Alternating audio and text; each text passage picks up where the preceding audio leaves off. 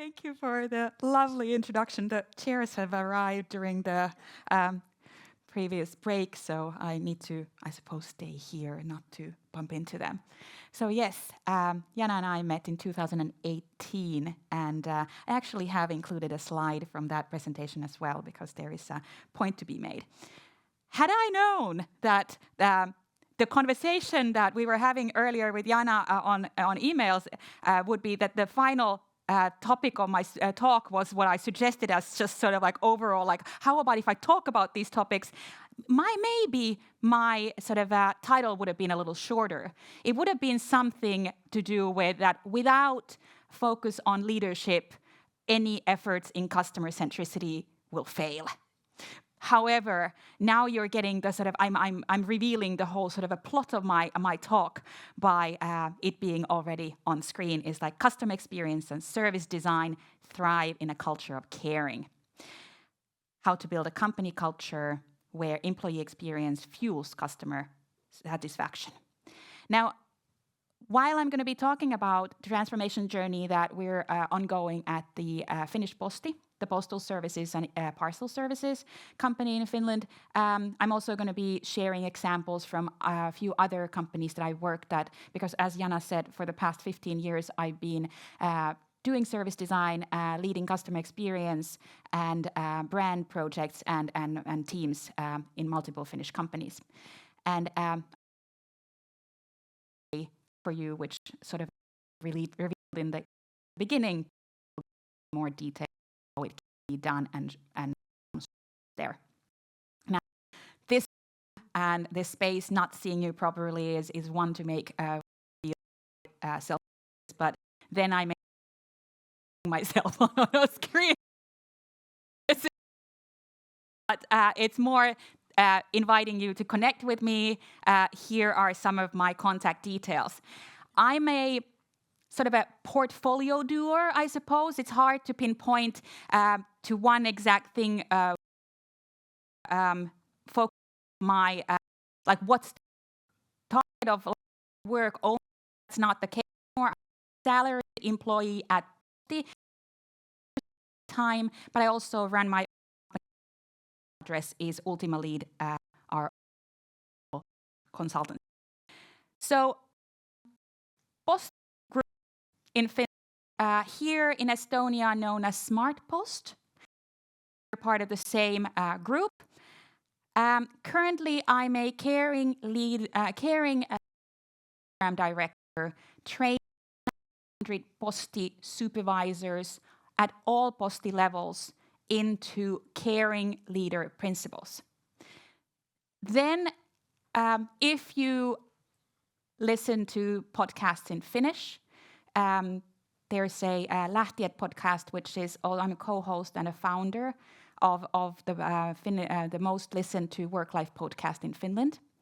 And then there's also a consultancy that we've recently sort of started that builds bridge between employees and the organizations with an effort to make workplaces more efficient, but at the same time more enjoyable to work at.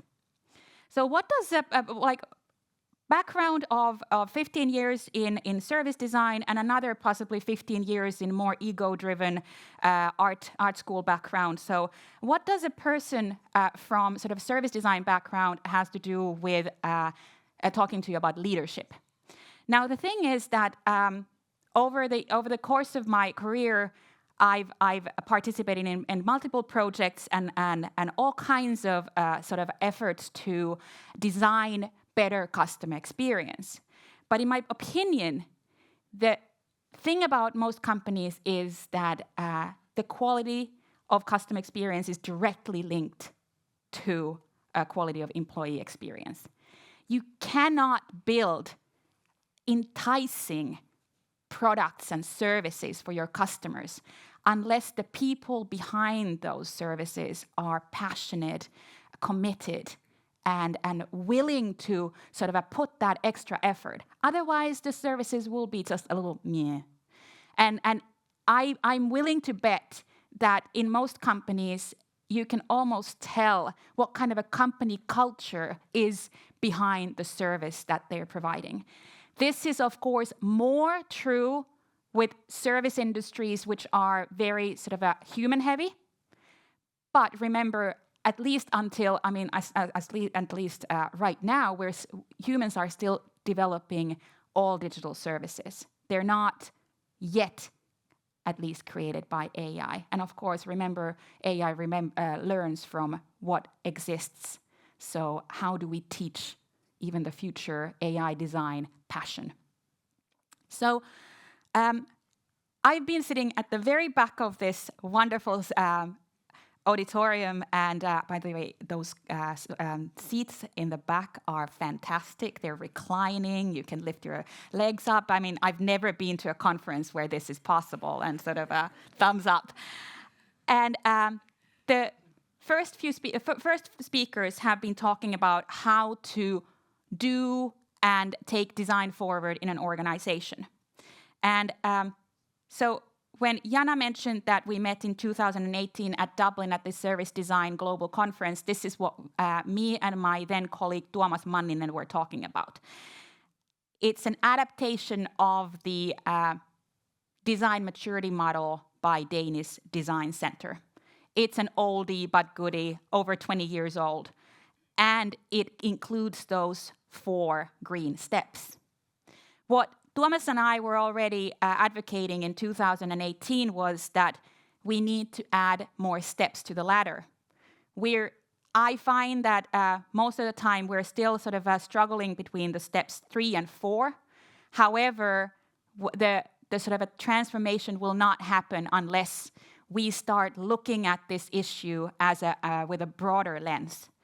Because where does that design, where does that customer experience, where that customer centricity, where does it live? And it lives in organizations, in the way they are led, the kind of management culture there is, the kind of leadership culture there is.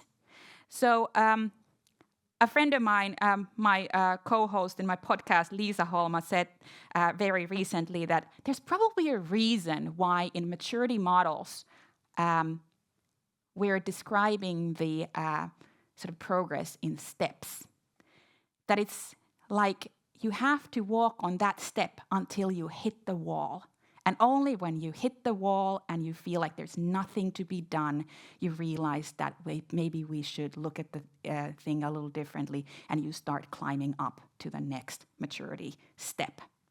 And I find that a lot of the companies are at the stage where we're focusing on the projects and different sort of products, but we're not looking at the big picture. Where does this all gets done? So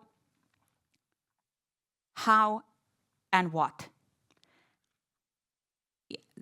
Said that Jana in her introduction mentioned, yes, I come from Finland. I have an extensive background in the Finnish companies, so I can speak of that culture, but I am assuming that Estonian culture, perhaps even sort of a Baltic cultures, work cultures aren't much different in the sense that we're really good at knowing what we need to do, focusing on what is at hand, what needs to be achieved, and focusing on the doing. However, what I'm here to talk to you about and encourage you to focus on and sort of be aware of is how things are done. It's not all equal.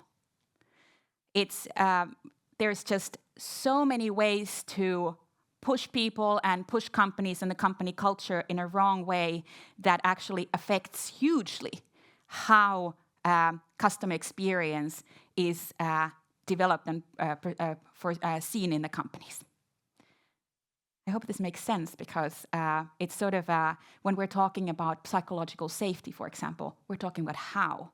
When we're talking about nurturing innovation and a culture of creativity, we're talking about how. We all know what we're focusing on. In the company like Posti, it's a logistics company. We focus on delivering, of course, paper mail, but then there's parcels and there's warehousing and the sort of e-fulfillment. However, how the people and the processes are led makes a huge difference. I don't know if you've sort of bumped into this quote. I was trying to find the owner of it. I couldn't. Boston Consulting Group was mentioned, but earlier when I searched, I found this wonderful sort of lady professor who was living in New England, who's also been credited for this quote. However, makes perfect sense, right? There is no business transformation without human transformation. So my point is that with this service design that you're trying to apply to your companies, you keep hitting that wall of that maturity level unless you also start including leadership into your thinking.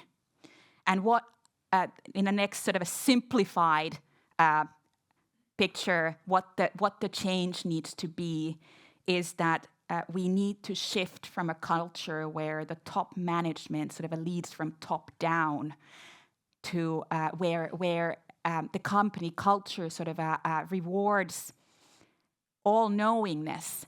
That's sort of where the next step of your career is a reward from loyalty to the company or acknowledgement of your expertise skill. My point is that leadership skills are actually a completely different animal. It's a different career path. It's a different skill set when leadership is not about knowing, but it's about learning and wanting to make your team thrive, wanting to be sort of a plow for your team to make sure that they get their work done and get it done most efficiently. And this is a huge shift in a company.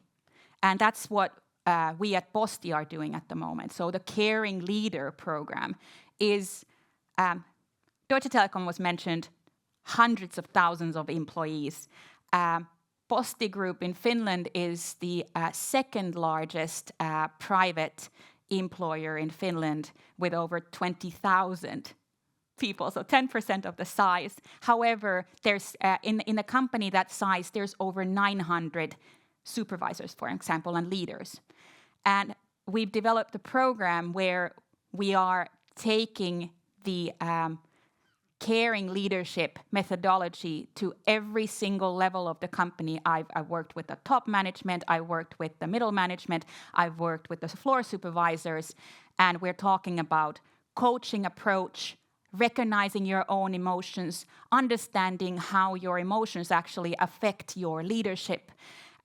We talked about effective and human-centric feedback and so forth. And those are the ways in which you start creating a company culture where it's not led with fear, it's not led with authority, and it builds that sort of psychological safety. Because what happens if this doesn't, if we're not focusing on caring for the people that work in a company and allowing them to do the best possible job they can, we're going to lose them. The next slide is actually from our podcast research. We do annually research to also give us topics for a podcast. But so the podcast is about, started out with why people leave companies when the topic of leaving isn't that at another place you get a better job title or you get a higher salary. But what are the reasons that are pushing people away from companies? Lähtijät, loosely translated, would translate in English to exiters. And what we wanted to know also is like why people leave companies. Top reason, by the way, bad leadership. Even 10% more the effective reason to push people away from companies than low salary. So 40% of the respondents say that they change their jobs because of bad leadership. So But then the other thing is that how many people consider and are dreaming about changing their jobs? Now, this is the only slide we have. The whole material actually is only in Finnish, but it can be downloaded from our website, lahtiat.fi. But I wanted to share with you this, is that 60% of the workforce in Finland, and our number is high enough that we can generalize this, are considering at least sort of annually changing their jobs. What does that do to the silent knowledge that we have in a company, the collaboration, the psychological safety, if basically adding those numbers up, 50% of the people are considering at least monthly that they want to change jobs. And this is an information that is a month old. So the economical downturn hasn't affected this much. Last year, the number was 70. So my point being is that in order to change the company culture, to make it more customer-centric, it's not just, it is of course, it's yes and, it's building those design teams, it's bringing in more diverse talent, but it's also creating a company culture where that all can sustainably thrive. So from my sort of own experience, I collected few examples of how to do it. And I thought I'd go through them with you to sort of explain in a little bit like what's the sort of angle that you can take. So, and this is actually a shout out to Deutsche Telekom. This picture was taken from your design thinking playbook. And the message is loud and clear. Design thinking is too important to be left to designers only. Now, prior to working at Posti, I've also worked at, well, not really Deutsche Telekom's competitor, but the Finnish telco company called DNA. Same, by the way, fuchsia color in the branding. There, the decision was that to develop the company to the next level, we choose 3 strategic competencies that are going to be taught at some form to everyone in a company. And one of those strategic competencies was customer centricity. And this sort of a decision, of course, comes from the board. It might even come from the owners, but at least it's sort of a board of directors sort of a level, a thing that you have to sort of take to the highest level to make a decision and get a sort of approval. But after that, the leadership team of a company will have to create a program, create basically a system of how do we develop everyone's skills and how do we follow through, because then they're accountable to the board of directors as well. This isn't just an HR matter. Of course, a lot of companies might think that it's easy to sort of like, okay, if we make it a strategic competence, then it's the responsibility of the HR. But with this case, for example, my team of brand, customer experience, and insight, we were heavily involved in designing the way this program was taken further. And these sort of commitments are, someone already mentioned that they're sort of many years in the making. Same, you don't get results in a year. You have to commit at least to 3 years, possibly 5. And then again, why not just sort of integrate it into a DNA and make it a habit?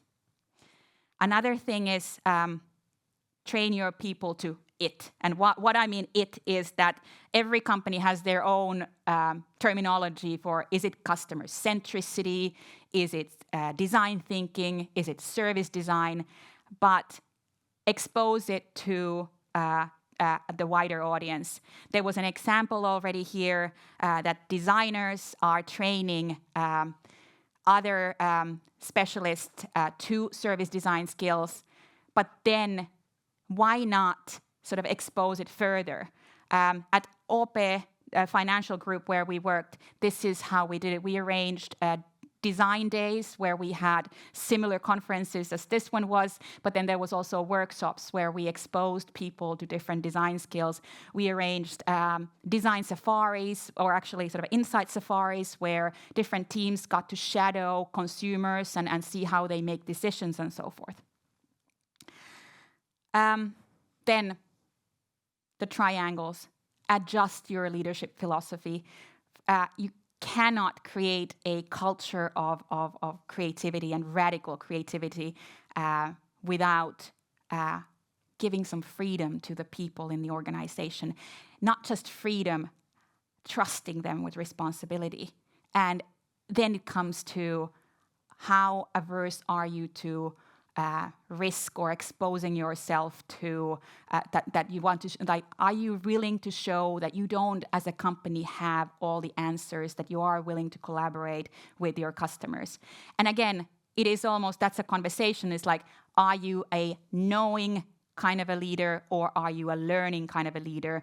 And if you recognize yourself that it's hard for you to expose your work to others' comments, there's definitely work to do.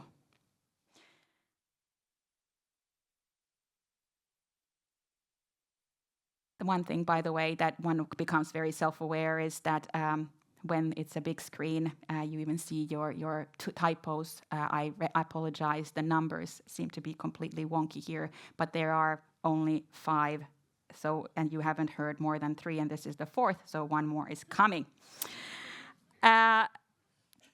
This is a point that often gets overlooked, and it's actually the secret sauce, is that leadership skills in a company, while you have to start somewhere, like at Posti, we've decided to train all 900 leaders into caring leadership, coaching leadership, and that sort of learning leadership.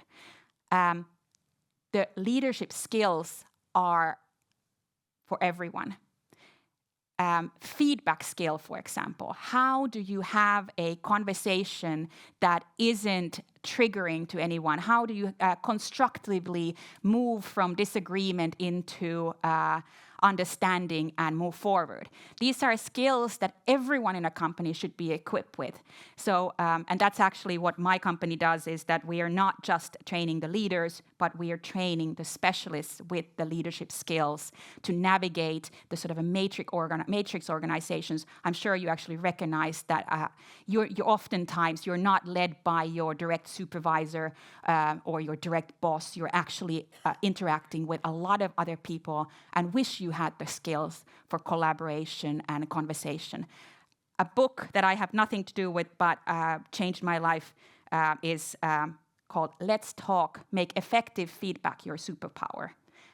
Highly recommended, just as one of the tools for any specialist to read.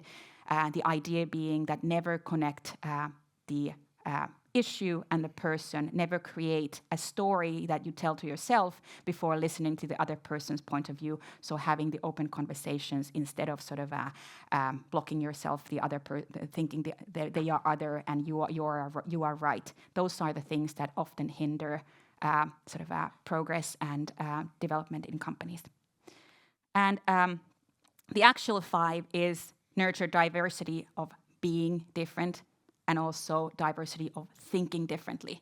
There's never just one way of doing things. If you're fast, appreciate someone who is slower in their decision-making process. If you are a pondering type, do not assume that if someone makes decisions faster than you, that they're completely working on instinct. Have conversations. Ask. That's just one of the most simple things to ask is like, "That's interesting. Tell me more. Can you elaborate a little bit more?" Not from a sort of confrontational point of view, but from a point of view of, I want to understand and we want to move forward together. Of course, diversity just eliminates so many mistakes that company make. And so bringing different people, different ways of thinking, different backgrounds, and so forth, and suddenly you mitigate risk by just getting those voices heard and allow those voices to get heard. So that's where I leave you today, and I want to wish you happy Service Design Day. Thank you. Thank you for that very interesting angle on management and leadership role in this. And we have been zooming out from going from very concrete examples of how companies operate and moving towards, I think both previous speakers pinpointed that, yes, management is important. And now this gives us a very concrete kind of tools and guidelines on how to engage them. There are quite a few senior management people in the room, having had a glimpse at the participant list. What would be your recommendation? So looking at Posti experience, looking at experience at banks, telecoms, and so on, what would be your recommendation? So you have somebody who is in C-suite. They genuinely are looking towards turning their organizations towards the customer, and they're busy with other stuff, with doing business. So what would be your tips for management if they don't have to be, if they don't have the opportunity to be very hands-on on this, as Margot says, for example, how not to make a mess, how not to interrupt, how not to block the process that the other service designers and enthusiasts are doing in the organization? Yeah, I mean, there are many angles, but first I want to sort of point out that usually the top management of a company has much more optimistic picture, that they think that things are moving tickety boom and they're just moving just swiftly, than anyone below them would say if you'd ask. So I'd say my sort of a first point is that start listening, and instead of stop talking. So you have 2 ears and 1 mouth for a reason. You need to listen more. And that's where it sort of starts. There's, of course, listening tools. There are companies that can help with human-centric methods, meaning that instead of sort of collecting information the old way, for example, from your own point of view, creating survey questions and sending it out. We know that for quantitative surveys, we get answers to questions that we ask. So bringing that qualitative side as well, talking before moving on, but also remembering that every and asking those, what should we do, and involving the whole organization. This thing definitely is where you need to work, not from the sort of a top of the pyramid, but turn it around and actually just allow all voices to be heard and listen. So as a nation, you might have heard that Estonians are a bit slow. So the questions starting popping up after the thank you slide, there's a huge list of them. Unfortunately, we don't have a time to go through all of them, but I'm going to ask one. So what do you do with the bad apples, so to say, regardless on which level they're at, be it the management or somebody who is resisting the change? What do you do with them? Someone once mentioned and told me a metaphor of popcorn. What do you do with popcorn? You have a kettle, you put oil in the bottom, then you put the kernels in and you turn on the heat. And you start shaking the kernels so that they're coated with oil and the heat sort of moves equal. But eventually some of the kernels pop. And then more start popping once more heat is applied to them. You can sort of see where this metaphor is going. So basically, you allow a certain amount of time. Mm-hmm. And another thing is with with the kernel metaphor, you do know that there's always going to be kernels that don't pop, and what do you do with them? You do not use them. So there is that sort of after a certain period of time, not everyone fits the company culture that you outline. But the key is outline the company culture that you want to create, so that people have a sounding board and a mirror which they can sort of compare themselves to. Am I willing to lead according to these principles? Then you actually can start having that conversation, start building training around it, and then eventually you can assess if someone is not of the company material. Great. I love the metaphor of popcorn. Thank you. Thank you. Thank you, Ulla, for being here. Thank you. Enjoy the rest of the Thank day. you.